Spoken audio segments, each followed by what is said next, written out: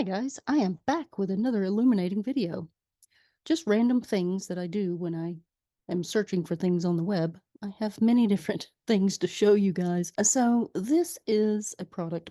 Bentonite clay is a product for detoxifying the body. Any kind of earth or most different particulates of earth are a negative polarity. So they're going to pull things out of your body. And also, it's a health benefit to have these things internally. So they do make these products like bentonite and diatomaceous earth that you can take internally that will pull parasites out and also metals and other things that are unwanted in your body. So I came across this 10 pounds of clay and I was curious because I was like, well, this is the GER General Merchandise store that's selling this product and it's 10 pounds and it seems to be quite reasonable in price. But I was a little leery because I was like, is this a Chinese company? Because the price seems quite reasonable for the amount that you get. And really, dirt shouldn't cost that much, but it takes money to process these things and to refine it. So I wanted to look into it. So just being curious, it says it's sold by the ABC company. Now here's the ABC company. And as you can see, they have a few things here. They have some of the reviews, but then I wanted to find out who they actually are.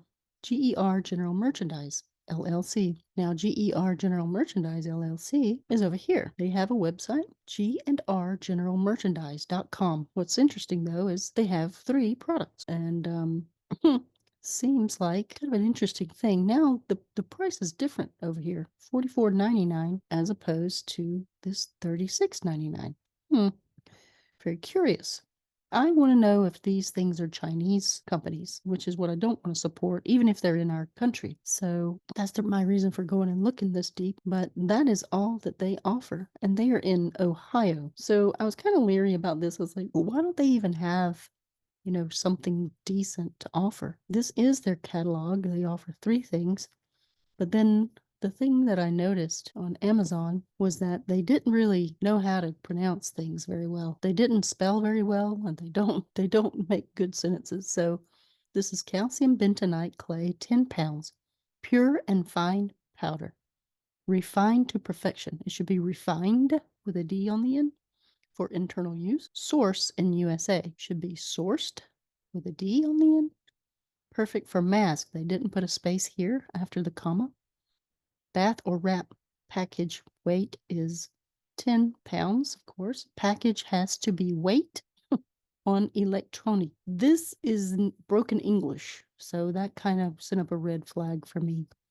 Either the person didn't complete high school or some education process, or this is someone who is from another country that doesn't speak English very well. And I suspect that latter one is the one. So, I was a little bit leery about that. And so I was like, well, maybe I won't buy this. So I was looking at another one. Here's another brand. This is Smart Solutions Calcium Bentonite Clay, food grade, 5-pound pure Indian healing clay, all natural for internal and external use. Now, this is a sell tactic, this pure Indian healing clay.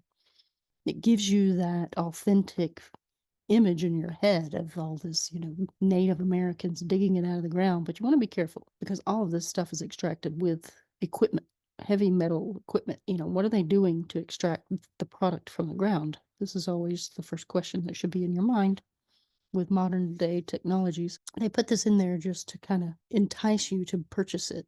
And I probably will buy this one, but it's questionable when you see things like this. Their Amazon store is Rycom.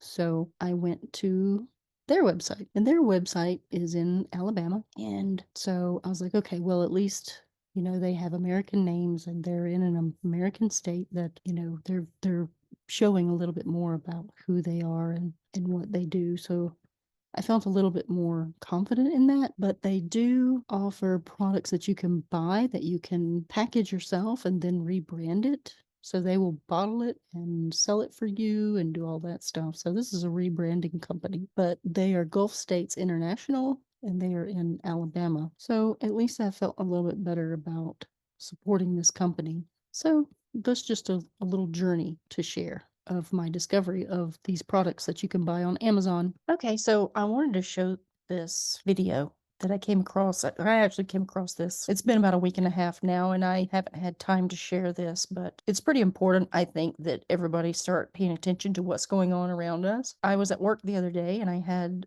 one of my coworkers actually tell me, he's in another department, but he was telling me that there's 20,000 Chinese that have been allowed across the border in Mexico and that they are armed. Now, I have not been able to validate that claim, but it does not surprise me, given the notion of what's happening around the world right now, and especially in our country where we're in a silent invasion, but most people have no idea. And it is very important for us to just maintain a high level of awareness, all the activities that are going on. And also, I've noticed that there's a rapid increase of people who are dying and leaving this plane right now. A lot of people are getting cancers that just take them down very rapidly. And yeah, that's happening right now. So we're just going to listen to this guy in his video and see what he has to say. We're going to get right into it today. I got a warning from a sheriff. I think it's pretty credible. He thinks it's really credible. So I have to share it with you guys, because what kind of person would I be if I had information like this and I didn't share it with you guys, so you could be aware of what's going on, so you can be prepared and not scared. But this sheriff just left a big meeting. Now, did you guys know every year in Washington, D.C., they have a big meeting where all the sheriffs come out there on our dime probably and they discuss crime in their state and how to best tackle it. And I guess they think when they all get together, they're going to come up with some better solutions. Of course, the feds are there at the meeting, and they also put forward this warning to all the sheriffs, and I'm going to explain what it is. But this meeting comes out the February 3rd through the 6th. It was this year. Today is February 7th. So that's how fresh this news is. So these guys all just wrapped up their big to-do in Washington, D.C., and our buddy, good old salt of the earth sheriff, Richard Jones, went home to Ohio. He's from Butler County, Ohio, and issued this warning to his constituents. And this is what he did for his police officers. There is an ominous warning from Butler County Sheriff Richard Jones, whose district includes College Corner and Oxford. Jones has just returned from a national sheriff's conference in Washington, D.C., and said that a terrorist attack on the United States is coming. I'm going to tell you that it's going to happen here, Jones warned. He cited the fact that record numbers of people of all nationalities are pouring across our country's southern border. Jones said that the FBI's director indicated Chinese hackers are prepared to wreak havoc on American infrastructure. I just did that video for you guys. You heard it right out of his mouth. Okay. If you didn't see that video, you could go back and watch it. You are a fool if you do not listen to the chatter. The federal government says they are here and it's coming. Upon his return, Jones immediately equipped all deputies with AR-15s and expanded his citizen patrols. Okay, now that's the sheriff. Now, if you guys don't know, the sheriff is the best line of defense between you and the feds and the ATF and anybody else. If you guys get in a pickle, if your state has sheriffs, they are the law of the land. Okay, so the Doug and Stacy video led me to observe JWTV's video that he has regarding the same subject. You need to be ready for this. I'm going to show you what the police says. You're going to listen to what the sheriff says. But first, the man who funded the mass depopulation for 2025, how it's going to increase in America, UK, Canada, all across the world. The man who funded it happens to be dead today. And is the man actually dead, or is his head or his consciousness in some tank somewhere and he's left hidden away? But anyway, let's let you hear what the police are saying. While we suffer every day with rampant theft causing our small businesses to close and our large box stores to move out of state, our supermajority of lawmakers sit here in their guarded tower, oblivious to what is going on in their communities, experiencing drastic increases in all crimes, particularly violent crimes. Over the past 5 years, law enforcement has been unable to get our progressive left majority to even consider any new law or modification to an existing law that would increase punishment or send criminals to prison. Reality has gone completely upside down, to the point our governor, our lawmakers, and our attorney general refuse to prosecute criminals, to include those criminals committing crimes with guns, and instead have dedicated their efforts to disarm and remove constitutional protections of self-defense. We cannot turn on the news, read the newspaper, go to the grocery store, or open our businesses without being slapped in the face of reality that criminals have been emboldened by a lenient system that holds no consequence for criminal behavior. It is time we wake up and hold our politicians accountable for what their bills, laws, and policies have caused. It is time to return to a common sense approach to crime, realizing and admitting that there are evil people who refuse to conform to a civilized society and instead choose to victimize the rest of us by stealing our property, robbing our stores, flooding our streets with drugs, including fentanyl, breaking into our homes, murdering our children, and giving the middle finger to our justice system. All right, so the question is, what the sheriff's gonna do? You know what I'm saying? Because if they're up here saying this, then it needs to be a move made. Because while all this migrant stuff is happening, there has been the military. Well, it probably is like U.S. Marshals. I don't know if this is about J6 or not, but apparently they're going up to people's houses now, arresting them. And I'm pretty sure there's some scenario behind the scenes. This was reportedly in New Jersey where they seen this at multiple locations. I'm going to show you this video clip. Yeah. Take care of me. Yes. Keep coming, stop. The other niggas left there? Take your hands from the top of your head. Oh my God. Okay, you understand me? Okay. So as far as we know, like I said, I looked all around for news on this. There's only people on the ground reporting it. This is not the same guy who got arrested for J6. We don't know who this is. You see a guy right here. They're coming up to him, arresting him. And it looks like they put something on his head. You can't even see his face. So we're wondering what type of arrests these are. Because again, everybody, oh, the white hats. Yeah, we've heard the story. But I'm just not really buying into that narrative all the time. New Jersey City, the person says who posted that. And then you look here, SWAT team, they arrested a guy 3 doors down from my house a couple weeks ago. So we're in the middle of a crisis, but yet that's like the FBI, that's like U.S. Marshals running around, not even looking for the actual criminals. They're looking for us. So we're in this environment where we can only rely on us and maybe some of the sheriffs. But other than that, like you got to listen to this next scenario that's going to be going in. They're talking about how they're creating gangs and stuff like that. In DARPA, we're going to get into what they're doing behind all this. The technological dictatorship is arriving. And in that 2025 plan, we found out what they're going to initiate even further. We also found out how they're going to do the food supply, and we got some solutions to help you out on that level. First, though, let's go look at what this person on TikTok, this military person on TikTok says. They really think we're going to comply with the tyranny if this happens? Check out what they say. Understand that if active duty military actually get deployed within the United States, that weapon is not just pointed at other people, other countries. It's pointed at you. If you do not get in your house when I tell you to, you become the enemy. Martial law. Are you freaking serious? You're just going to be complying with the tyranny? You're just going to do what you're told to do? What's y'all reply to that when you see that video clip? I mean, are you really like, this is what a person said in the comments. They said she needs to know that if she chooses to blindly follow orders and disregard the Constitution, she's the enemy. She'll face the fiercest enemy on the planet. And they say American patriots. Well, let's see. Because at the end of the day, I've been hearing this American patriot stuff forever. And I'm not saying that people want to line up against the tyranny, but you know, when the time comes, action speaks louder than words. You know what I'm saying? And it will speak louder than words. So moving into this next part, the farmers are actually leading a lot of the scenarios that are making some type of change. They're trying their best to.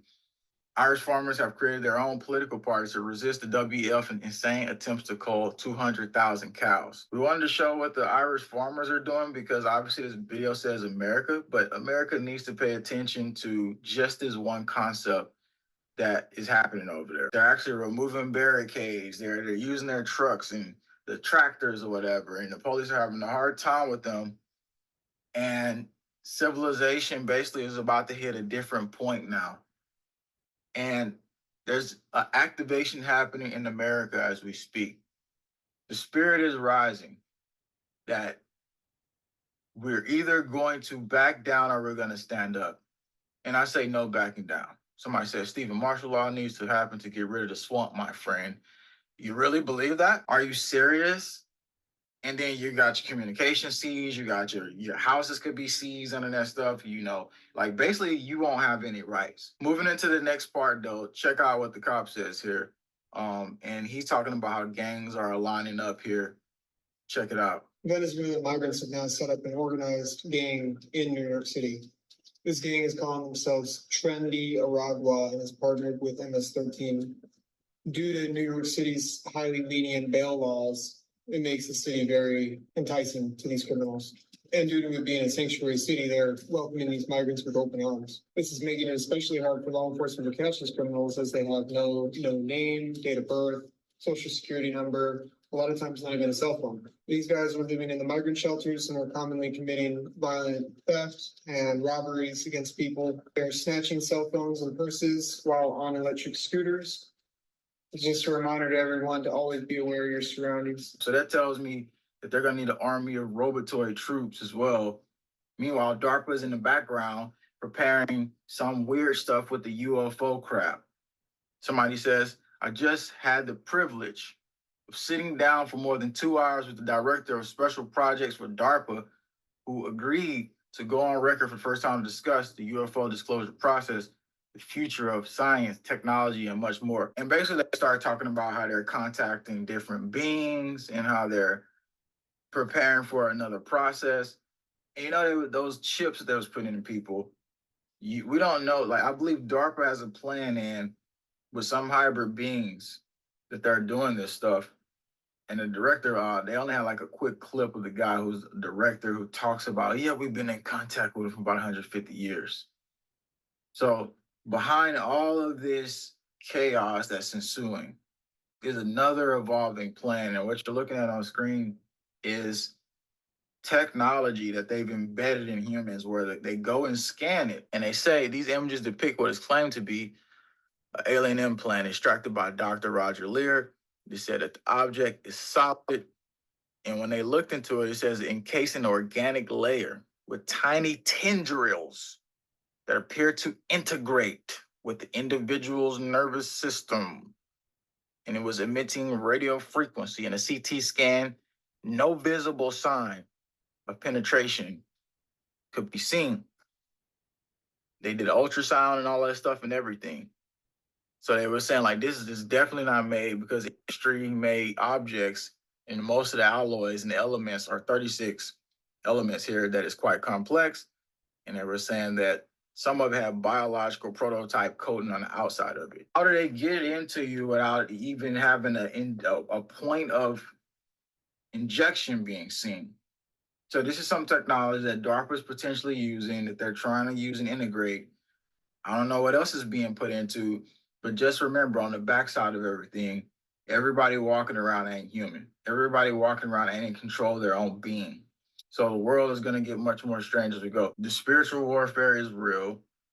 The takeover of the human mind and consciousness is real. You know, actually my grandma, she recently hacked, and I did research a while ago, and I hope this helps some of you. And so she has these tumors inside of her, right?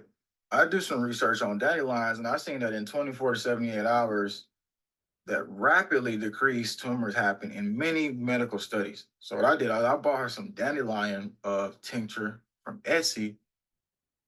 I see her a few days ago. She's been taking it, and she says, you know what? I went back, and they said it's all reduced. It's all pretty much gone. They want us to believe that we're disempowered. And so the other side of this agenda is fight with the migrants, fight, be invaded. Also, we're trying to kill you with different things in the food supply.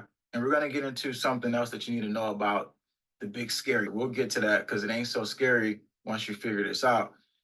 Now, I want you to see this clip about how they're doing this to the supply chain. And this is really where they're going to be able to get a lot of people. Can you give me an example of a food that's a vaccine? You're right. Yes, sir. University of California, Riverside has already perfected the ability to put human vaccines into our lettuce right now. Also, tomatoes has the ability to do that also for UC Berkeley. And then Big Tobacco, RJ Reynolds and stuff has perfected the ability to put a human vaccine into tobacco products. Chairman Clements? And is that even legal to do in the state of Tennessee, to sell those with a vaccine in them? You recognize?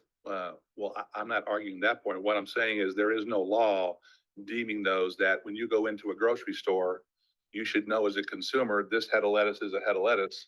The head of lettuce right next to it could contain a vaccine in it. All we're saying is if it does have the vaccine in it, make sure it's listed as a pharmaceutical so people can get the proper dosage. You recognize? Thank you. Well, my question is right now, can you walk into a grocery store and there be a head of lettuce for sale that has a vaccine in it? I don't think that's allowed under state law presently. And if it is, and you have to list it as a pharmaceutical, are we going to then have Walgreens pharmacists with a refrigerated section? I mean, how's this going to play out? You recognize? Thank you. This is more of a consumer protection bill right here, is to make sure that if you're going in to buy tomatoes and there's a polio vaccine in there, that you are aware of what you're buying has a polio vaccine. The problem you have is if it's not treated as a pharmaceutical, being the size and difference between you and me, how many tomatoes do I have to eat to get the proper dosage versus how many tomatoes that you have to eat? And if you eat too many, do you get a overdose? If you eat too less, like we had in the cattle industry with aeromycin, we weren't dosing our cattle properly and the horn flies were developing an immunity to it. If we don't have the proper dosage of a vaccine, it could lead to the efficacy of that drug not work anymore. Talk to me about the lettuce thing for a second. Yeah, what about it? Where did this threat come from? Came from a constituent who moved from California, who was tied to UC Berkeley out there. University of California, Riverside has already perfected the ability to put human vaccines into our. Wow. It's just amazing. No, it's not amazing. Like, man, we gotta stop going to the stores and getting the stuff, man. Like the fact that they're doing that. And then like, what if you do overdose? What's gonna happen then? Will you not be in existence anymore? Because that's what happens to a lot of people. So that's just a little bit about what's going on in the world. I'm not a fear factor person, but for those who wish to be in the know, here is the video, and I'll leave the link in the description box. I just wanted to review some of the information about Muspelheim as just a venture into the Yggdrasil Norse cosmology of our world. Now, what's interesting about this, when you go down these little trails, the little journeys of just discovering words and terms and what they mean and where they come from, you begin finding other evidences of other words that are very highly questionable then at that moment of discovery. So as I was looking for this Muspelheim, I wanted to see what it said about the etymology of Muspel, at least. I couldn't find much for Muspel in the American sense. But what's interesting is if you go and you type in Muspel, it comes up with Muslim. And then one who professes Islam, or one who submits to the faith is the assumed part. The next root is Aslama, or he resigned. What does this actually entail? That sounds to me like it's giving up your will or your power to a faith. So here we have the etymology of faith. Okay, to trust or promise. It's a trust or a promise that you make. Loyalty, honesty, or truthfulness. It's a belief. It's confidence, a pledge. It's reliance, credence, belief. To trust in something, confide in something. But here, down here in the 14th century, assent of the mind to the truth of a statement for which there is incomplete evidence. So faith is not truth. It's just blind belief, especially belief in religious matters, matched with hope and charity. Because as we know, hope is just an empty word. You can have hope, but it doesn't mean that you'll actually obtain anything from it. It seems to also be tied to a sworn oath. Interesting, huh? And who are people pledging their allegiance to? Which god are they worshiping? Since there was a removal of the pantheon of gods of old, and everything was melded down into one god. Okay, so continuing my quest for the meaning of Muspelheimr. Well, since there was nothing for Muspel per se, Muspel or Muspel, I decided to go ahead and venture forth into Moond, since over in Wikipedia's definition, it says that it may come from Moond, Spilly, world destroyers. And what I found with Moond is that it means hand. It's associated with Raymond and also man. So Moond is hand or protection. And the Pi root man is hand. Man means hand. Is the hypothetical source of evidence for its existence is provided by Hittite mania, to distribute and trust, Greek main, hand, Latin manus, hand, strength, power over, armed force, handwriting, mandare, to order, commit one's charge, literally to give into one's hand. Old Norse mund means hand. So why would they suggest that this means world destroyers? Makes no sense. When this means hand, hand, protection, guardian, protection, patronage. But the word man, interesting. It says here, human being, person, male or female, brave man or hero. Also, servant, vassal, adult male considered as under the control of another person, is sometimes connected to the root men, to think, which is also mind, one who has intelligence. So the Old English used ver and vif to distinguish the sexes, but ver began to disappear in the late 13th century and was replaced by man. Old English Latin had homo, human being, and ver, adult male human being, but they merged in vulgar Latin, with homo extended to both senses. A like evolution took place in Slavic languages, and in some of them the word has narrowed to mean husband. It was used generically for the human race, mankind. So then I went to spill, and boy, I got a surprise of this. From Middle English, spillin, from Old English, spillen, destroy, destroy the life of, mutilate, to kill, especially in a brutal way. Also, in late Old English, to waste. A variant of spilden, destroy, from Proto-Germanic, spildjan. It's probably a Pi root of spell, to split or break off. Later, the original sense faded, and the transitive sense of let liquid fall or run out developed, the meaning flow out of a container onto the ground. This evolution out of the kill sense might be from the use of the word in reference to shedding blood. So what we have is hand, spill, or kill. So Muspelheim is literally kill hands, world destroyers. Hands being from men, and kill or spill being destroy. Interesting that it comes out that way. Could it be that war destroys the world? And that this is what is predicted and preordained? Because as we've seen so far, the wars are destroying all the lands and all the life. Just more things to think about. All right, so I'm just going to read some of the things that I've found online regarding Muspelheim. And Muspelheim is the fire realm, where the fire giants come from. And the fire giants have actually been mentioned recently in one of Terry Carter's videos where he's interviewing a Latino guy who had gone into the Utah mountains.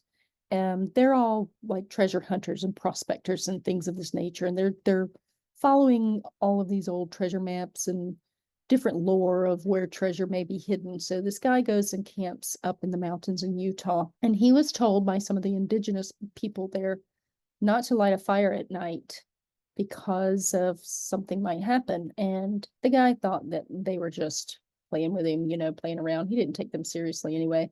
So he went up there and he lit a fire. Well, during the late evening, these fire giants appeared and it scared the daylights out of him. So he hid behind a rock, and he said that they had fiery hair, that their hair was actually fire and they were black.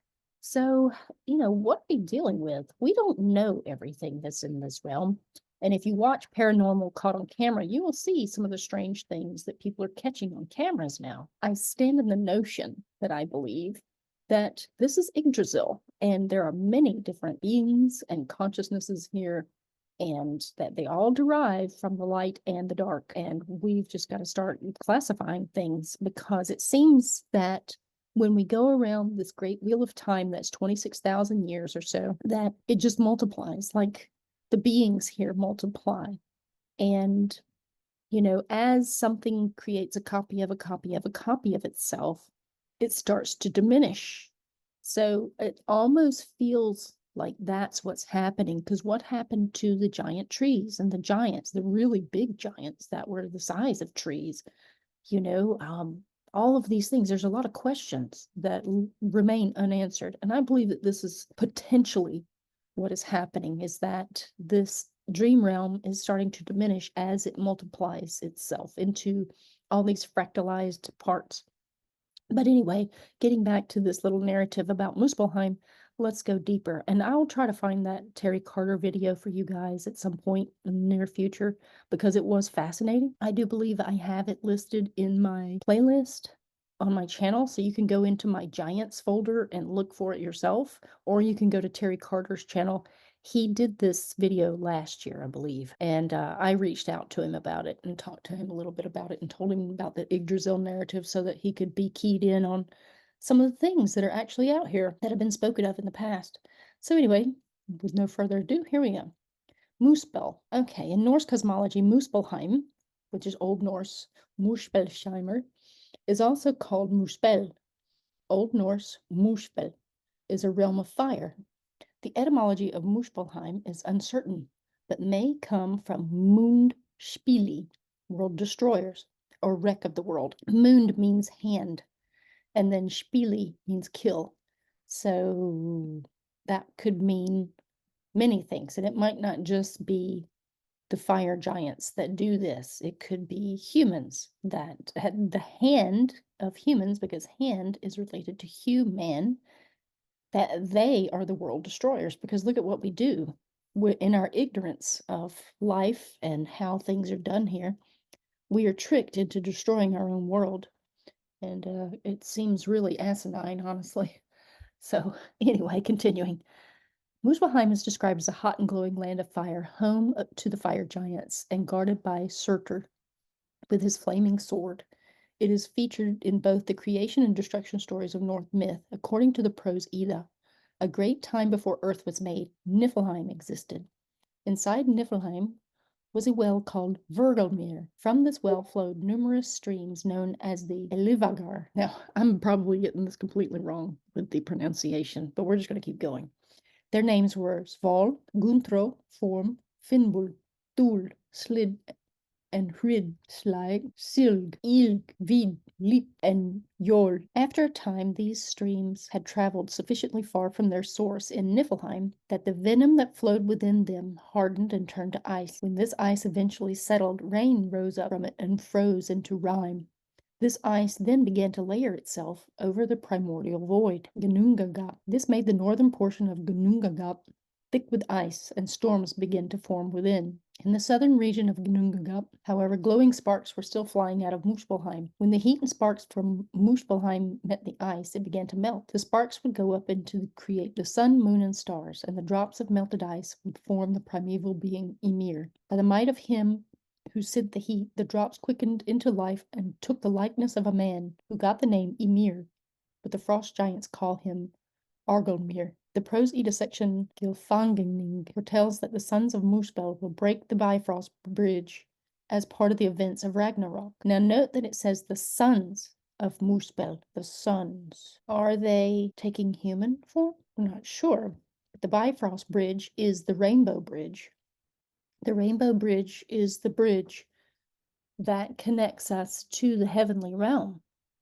So you can see a correlation with even this artificial intelligence, that, if artificial intelligence were to take over, it would actually break our connection with the light, because at that point it would sever the spiritual aspect of our bodies. And then we would be robotoids that walked and lived among the earth.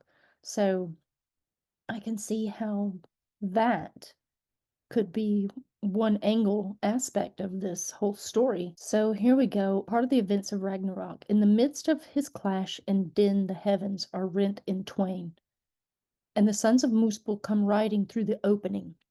Surtur rides first, and before him and after him flames burning fire.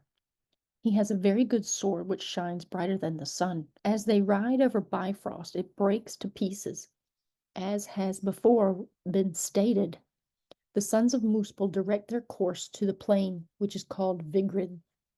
The sons of Muspel have their effulgent bands alone by themselves. It sounds very much like it has something to do with the potentiality of it being related to artificial intelligence, because fire can be also electricity, and electricity can be artificial intelligence. So it's kind of an interesting thing. Yeah, the Bifrost Bridge is inside of us, guys. If you haven't noticed, that this is why we have the 7 rays of visual light spectrum, and it's creating our holographic reality. And at some point, I guess in Ragnarok, they're going to separate this connection to the higher realms, and then it'll just be the dark realm beneath. So that would not be a very good thing. So here we go with Britannica's version of Muspelheim. In Norse mythology, a hot, bright, glowing land in the south, guarded by Surt, the fire giant. Now, as we know, or at least we think we know, in Antarctica, it's frosted over, right? What if there were potentially a battle between Niflheim and Muspelheim and the man world, and this great war left all in wreckage, and that Niflheim actually frosted over the fire giant land to the south, and who knows? Strange things have happened in the past, and this is evidenced in some of the things that have been found around the world, the technologies that have been squandered away, and the secrets that are lying hidden in all of the corners of the world. So I say we remain open to some of these stories, that they're telling us something that's actually happened. And, there's nothing new under the sun. So I think we need to start bringing in some of the mythology into our daily practice of really studying and trying to figure out what's going on here. In the beginning, according to one tradition, the warm air from this region melted the ice of the opposite region, Niflheim, thus giving form to Argelmir, which is Ymir, the father of the evil giants. Sparks from Muspelheim became the sun, moon, and stars. At the doom of the gods, Ragnarok, the sons of Muspelheim, led by Surt, will destroy the world by fire. So that's just a little bit. They don't really extrapolate too much. But what we can do is go into some of these other things. So this is NorseMythologist.com. The primary sources for our understanding of this locality come from the prose Edda and poetic Edda. However, there are also references to Muspelheim in earlier works, such as Voluspa. While the details vary between sources, they all agree that it was created by the primordial deity Ymir. Ymir was a giant who emerged from chaos at the beginning of time. He then created Muspelheim and the other realms from his body. We can see that the area has its origins in Norse cosmology and mythology. The mountain is a special place where trials happen. No, this is actually quite the opposite from what we've been reading, or what we've been gathering, is that the two realms came together and created Ymir. So Ymir didn't create those realms. So that didn't make any sense. When attacked, Surtur will lead the fire giants into battle against the gods. He's said to kill Freya, the goddess of love and fertility. That's Venus, or Friday. And he's also responsible for burning down Asgard with his sword. Asgard's the heavenly realm, and that's their home in the sky. So who lives in Muspelheim? It's the home of Surtur, the giant fire demon located at a mystic gateway, and his loyal followers. Surtur, or Surt, is the ruler of Muspelheim and the arch enemy of the gods. He's a gigantic fiery demon who wields a sword called Twilight. Surtur is responsible for the destruction of Asgard. He's said to be so large that his head bumps up against the sky. Well, I wonder where he is now, because we don't see him like that. And if he could do that, he would just consume the entire earth, right? The deity Freyr, who unfortunately perishes at the hands of the giant's flame sword, since long ago gave his own blade to his comrade Skirnir, is destined to fight with Surtur. This is interesting. This giant will shake his weapon at the conclusion of the conflict, igniting the primordial fire that will spread to all of Yggdrasil, consume the 9 realms, and murder almost every living thing in the universe, including himself and his own species. As per the prose Edda, the giant fire demon represents the primordial era just before the universe was created. when the Jotnar, or giants, served as genuine cosmic forces without a distinct identity. He's probably the last survivor of his kind. According to certain versions of this story, Sur's victory over Freyr was fairly pyrrhic because despite his win, Freyr still managed to mortally injure him with his antler-made replacement weapon. The Eldthur's demise was, therefore, all but guaranteed because his attempt to burn the entire 9 realms on fire cost him all of his remaining might. Fire demons. The enormous fire giant Surtur, whose existence is thought to have predated that of the gods, is the progenitor of fire demons. Although the demons' looks and heights vary, they often have the same height as the Asgardian gods. The fire demons are the loyal followers of Surtur. They inhabit Muspelheim and help Surtur carry out his evil deeds. They are made entirely of fire and can control fire with their minds. They are incredibly strong and can shoot fire from their mouth. Due to their nature as deadly warriors, the demons occasionally go to the other 9 realms to wage war. Within their own country, they are a nomadic race. Additionally, fire demons have superhuman stamina, speed, agility, durability, reflexes, and strength. Now, what else have we heard from in the past that shot fire from their mouths? It was dragons. So are the dragons part of the demon realm? This quite possibly could be. And maybe Surtur is not only just a giant, but a giant dragon. Now, what about that? Has anybody ever thought about that? Nobody says it is humanoid, so don't really know because we know about Yaldabaoth, the lion-headed demon dragon that supposedly is beneath the ground, and then the serpent that was thrown from Asgard that circled the world, and his body was flung into the oceans, and it made a circle around in all the oceans, around all the last land masses that are here. These are things to consider. I don't know. A lot of questions, not many answers. So Muspelheim has a key role in creation of the world and its downfall. According to Snorri Sturluson, he's the author, fire from Muspelheim and ice from Niflheim meet in the middle of Ginnungagap. This collision created the giant Ymir, from whom the world that was then shaped. See, again, we have these two created Ymir, so they're just contradicted themselves from the beginning when they said Ymir created Muspelheimr. So, anyhow, during Ragnarok, the fire giant arrives from the south with a flaming sword to kill all the gods and destroy the world. Is this part of what's down in Antarctica right now? Are they defrosting the fire giant?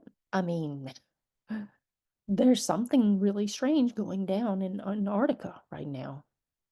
And as we have heard, the ice is melting. So, and then in the Bible, it says that the men will be frozen in fear for what comes from beneath the earth.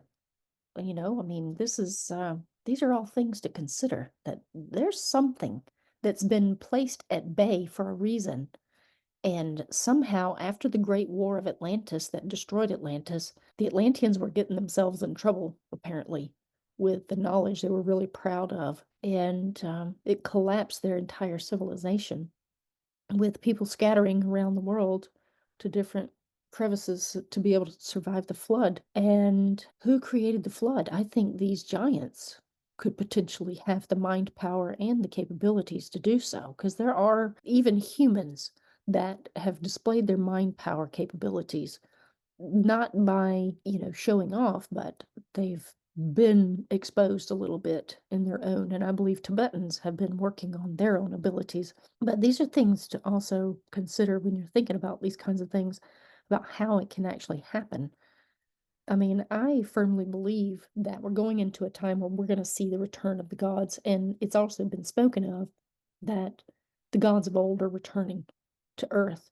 And these gods are basically giants, and that they just have more power than we do, and we are made in their image. So, I mean, these are just some of the things that I consider, because I don't think that we're the end all be all of all things. We've gotten a really big ego from all the things, just because we've been here alone, taking over our own existence and then allowing others to rule over us. But I think there's something coming upon the earth that we need to be aware of. And I believe we're going to know more in the near future. So, especially with all the books that have been squandered away by the Vatican, I think they were holding a lot of the knowledge, keeping it from the masses to try to erase the memory of it. And look, they've done a very good job in erasing the memory and then making people attack each other for believing in such things.